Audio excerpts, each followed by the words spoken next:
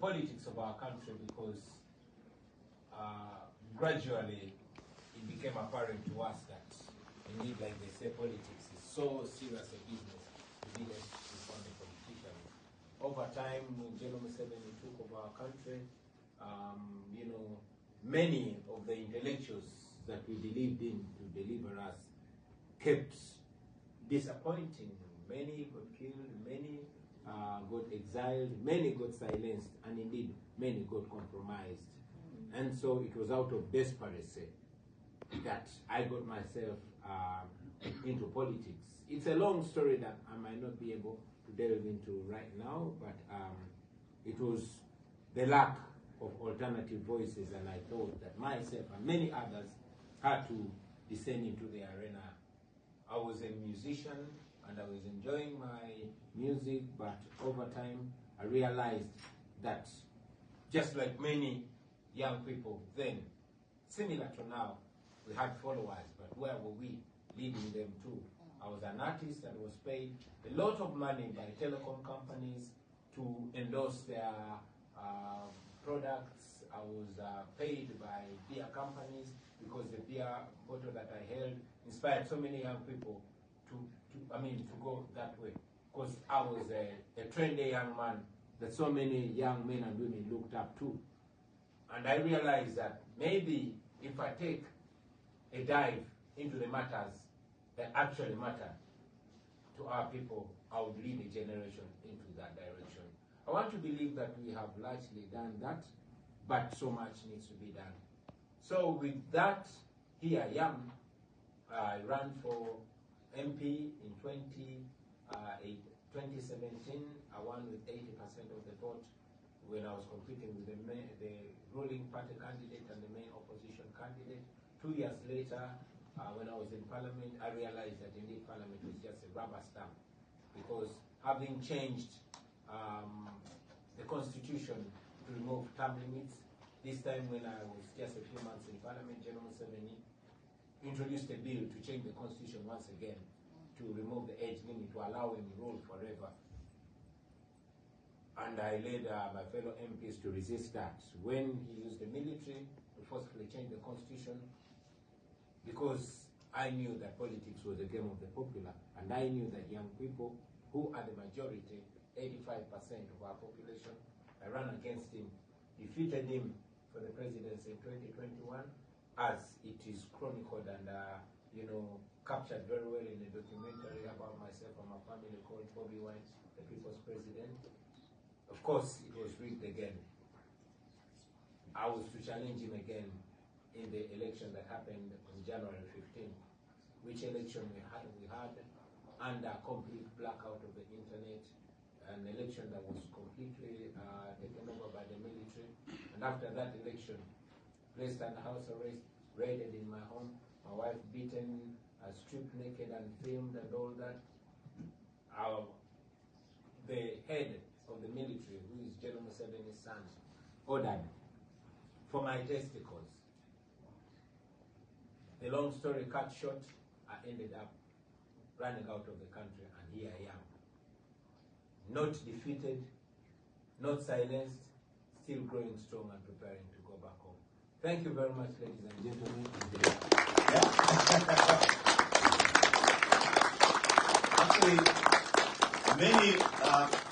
a lot of the stories and a highlight of which that Mr. Kyagulanyi gives us here will soon come out in my book on music and politics in Uganda. I don't want to spill the beans by telling you the title of the book. I don't know if that would be an issue, but it basically chronicles Bobby Wine's artistry, but also entails with the question of how which is a very controversial one though, because I've had several interviews with him in Uganda, and he still thinks of himself, even initially, as not being a politician. And yet, the kind of activities he's, being engaged with could actually be perceived as political. But anyway, there's that monograph that is coming out as a result of so many years of studying Bobby Wine's music, inside out, as a musician, and then looking at how that, study may even, counter-argue the idea that, Bobby Wine's political career only started in 2017. But hey, hello, how about those very many songs that have actually spoken and to the injustices many years before 2017. So it engages with all those kind of aspects. And now coming back, it is interesting that you always refer to yourself as not a politician. But we just recently, had this election where you excited so many young men and women, some of whom now ask themselves, our guy is not here. What are we going to do? So some of them feel like they're a lost sheep. Do you think that they should feel that way?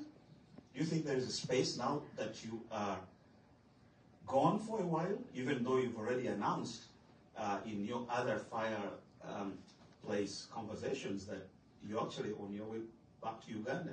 What message do you have for those young men and women who have actually garnered this great support behind you and seen you as a visionary?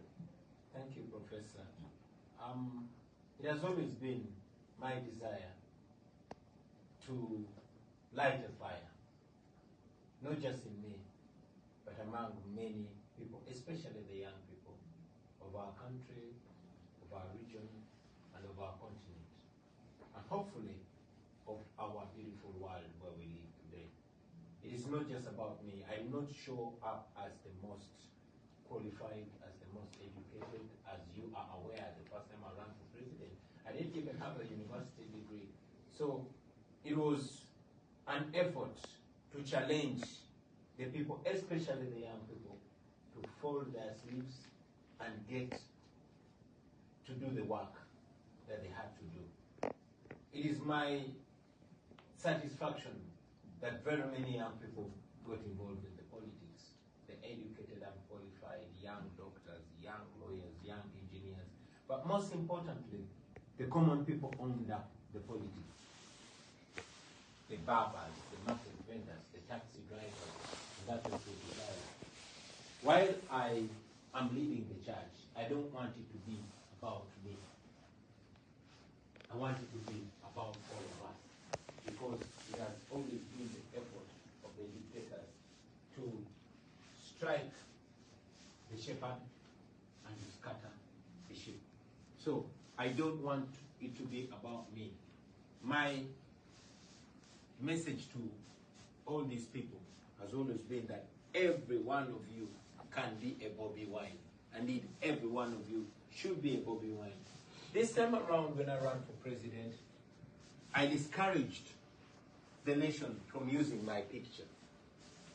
Yes, my face was already known, my name was already known, but I told them to carry the national flag, to own the nation. Each one of them put it in their house, put it in on their vehicle, put it in their living room. No wonder now the Uganda national flag has been criminalized by the regime. Many people are in prison for being found waving the Ugandan flag because it is a sign of protest against misrule. So I believe that they've had that. Of course, I know that I am dearly missed, just like I am dearly missing home. But maybe, just like they say there's always a silver lining on every cloud, maybe this should communicate to us and should challenge other Ugandans to imagine a time of my absence. At least I'm still alive. At least we live in a generation where they are now watching me on Facebook, on Twitter, on TikTok, and all these other places.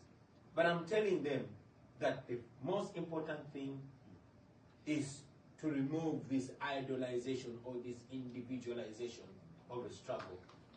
While I play role, everybody else. When President Museveni took over power in 1986, he actually came in with the story of instilling a sense of democracy in the country which he seems to have actually kind of embarked on, a little bit in the earlier 1990s before he lost track of that kind of ideology. Do you see yourself as, trying actually to revitalize that ideology rather than presenting a new ideology altogether? You're very right. I'm not presenting anything new. You can't reinvent the wheel. This that I'm saying, General Museveni was saying at my age, only more eloquent. He was a prized revolutionary, just like many others, just like the Sankaras, the Robert Mugabes of this world. I mean, I was named after Robert Mugabe. Can you believe that? Yes. Because he was a prized revolutionary. My family used to be this bourgeoisie family just after colonialism, but it joined General Museveni, and my grandfather passed away in that war, and my father was sentenced to death.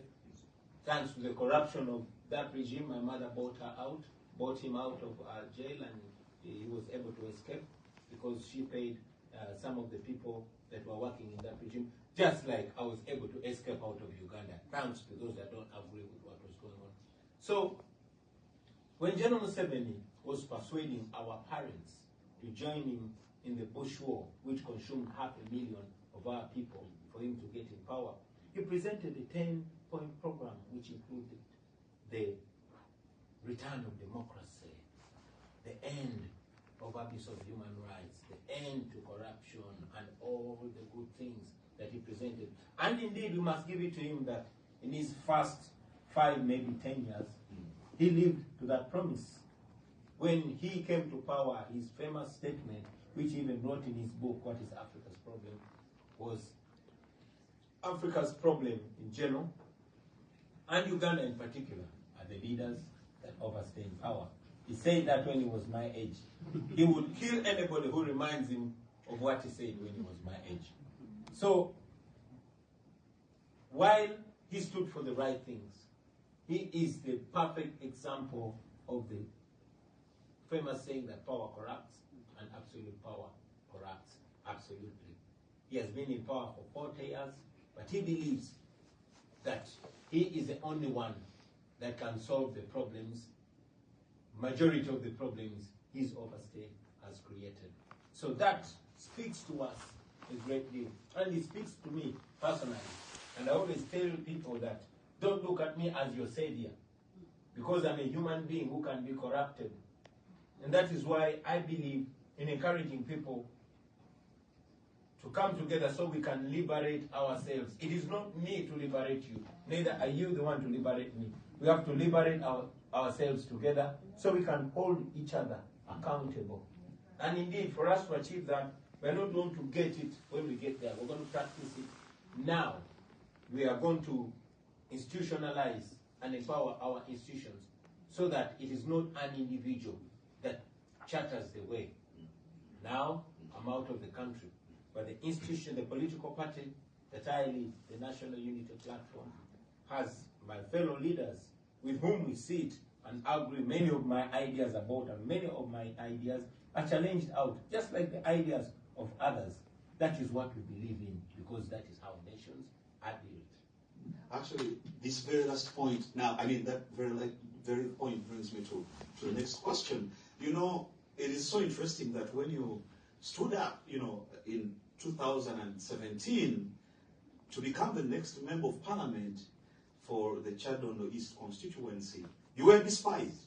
Oh, yeah. And the idea was like, this is, some kind of a joke. He's just an Afro-pop musician.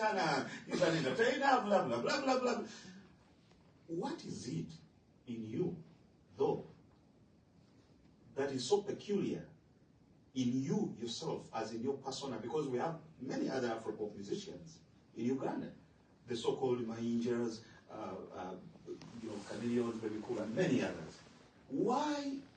And some of them have even tried political office. But what is it that in you that I also still want to understand, and even where possible incorporate in my forthcoming book,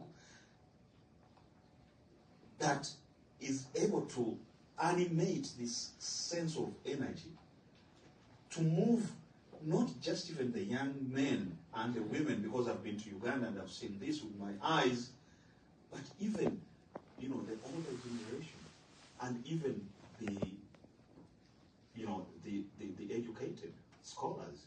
What is it that you do that defines what I want to call actually as an art of politics in you? I mean, why not any other musician? Why you? Well, Professor, honestly, there's nothing special about me. No, there isn't. This that I'm doing, anybody can do.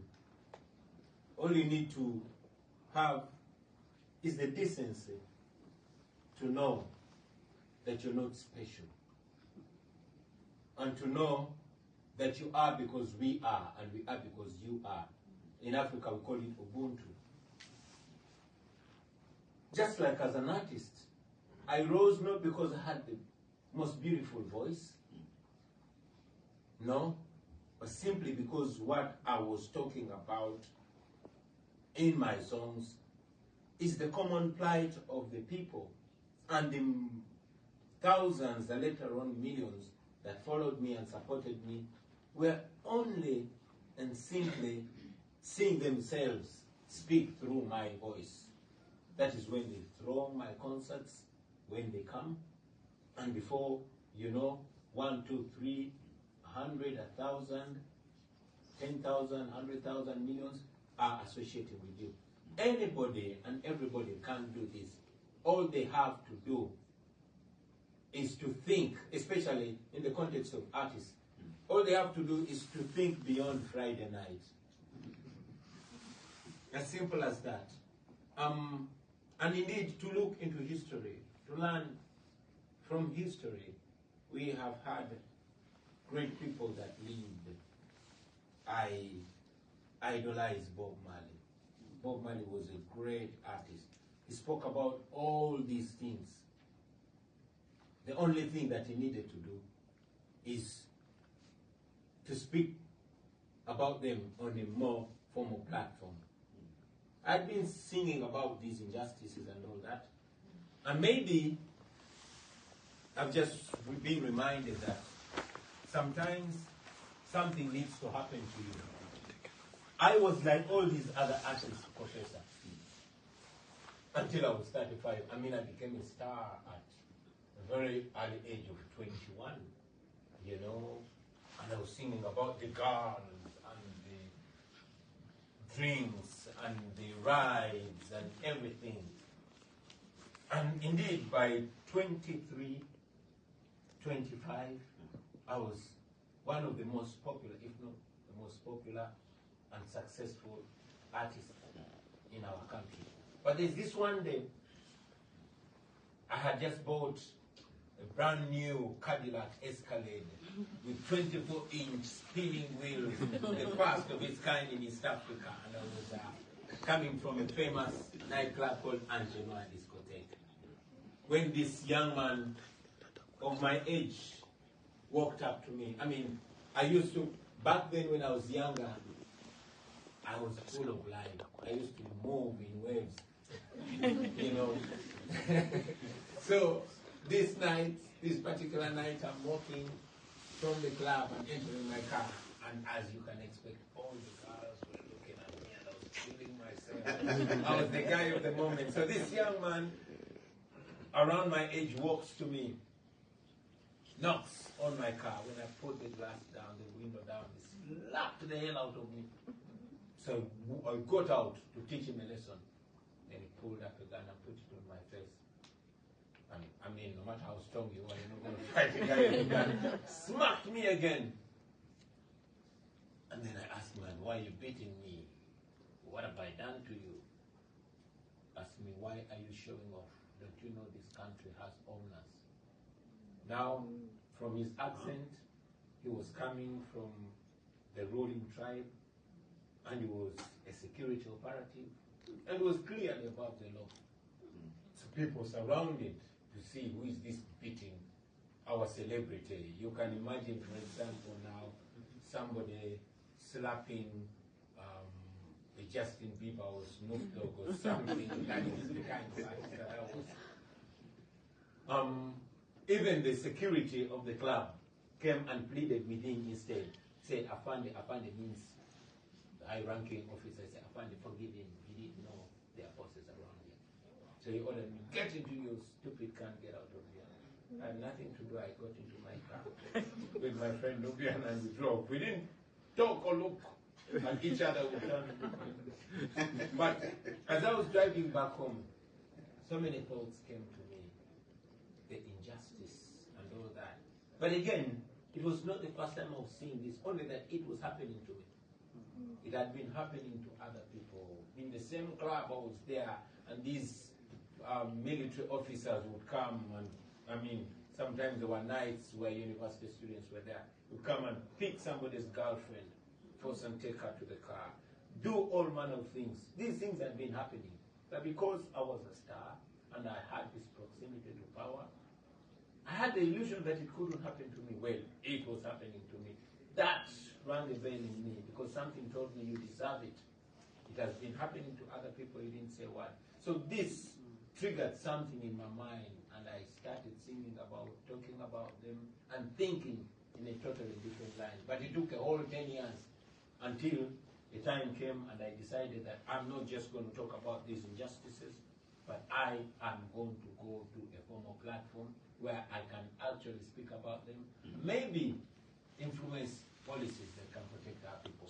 So experiences that we go through many times open our eyes. Maybe some of my fellow artists are still living in the illusion that they are safe until they get the rude awakening.